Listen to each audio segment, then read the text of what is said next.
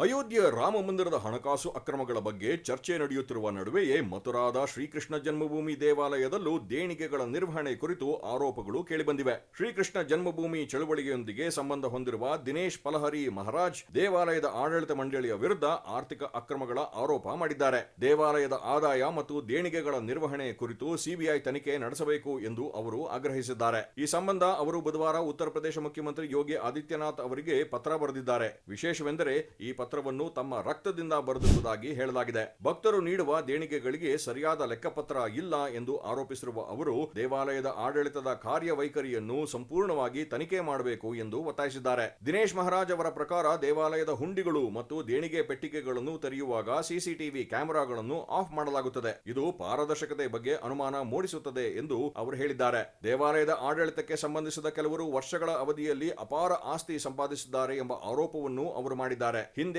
ಸರಳ ಜೀವನ ನಡೆಸುತ್ತಿದ್ದ ಮತ್ತು ಸ್ಕೂಟರ್ಗಳಲ್ಲಿ ಸಂಚರಿಸುತ್ತಿದ್ದ ಕೆಲವು ಸಿಬ್ಬಂದಿ ಈಗ ಐಷಾರಾಮಿ ಮನೆಗಳು ಹಾಗೂ ದುಬಾರಿ ವಾಹನಗಳನ್ನು ಹೊಂದಿದ್ದಾರೆ ಎಂದು ಅವರು ಹೇಳಿದ್ದಾರೆ. ಆದರೆ ಈ ಆರೋಪಗಳಿಗೆ ಸ್ವತಂತ್ರ ದೃಢೀಕರಣ ಲಭ್ಯವಾಗಿಲ್ಲ.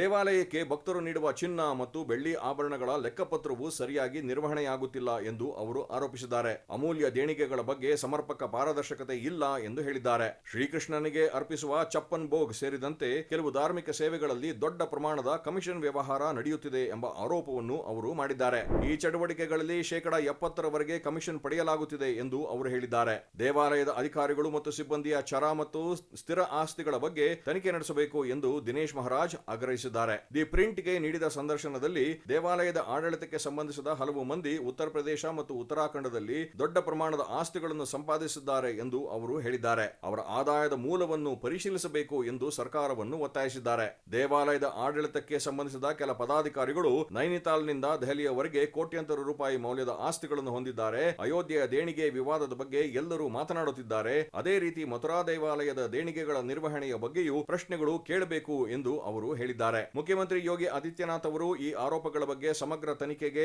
ಆದೇಶಿಸಬೇಕು ಎಂದು ದಿನೇಶ್ ಮಹಾರಾಜ್ ಮನವಿ ಮಾಡಿದ್ದಾರೆ. ಯೋಗಿಜಿ ಅವರ ಆಡಳಿತದಲ್ಲಿ ಭ್ರಷ್ಟಾಚಾರ ಮಾಡಿದವರು ತಪ್ಪಿಸಿಕೊಳ್ಳಲು ಸಾಧ್ಯವಿಲ್ಲ ಎಂಬ ನಂಬಿಕೆ ನನಗಿದೆ. ಆದ್ದರಿಂದ ಈ ಆರೋಪಗಳನ್ನು ಗಂಭೀರವಾಗಿ ತನಿಖೆ ಮಾಡಬೇಕು ಎಂದು ಅವರು ಹೇಳಿದ್ದಾರೆ.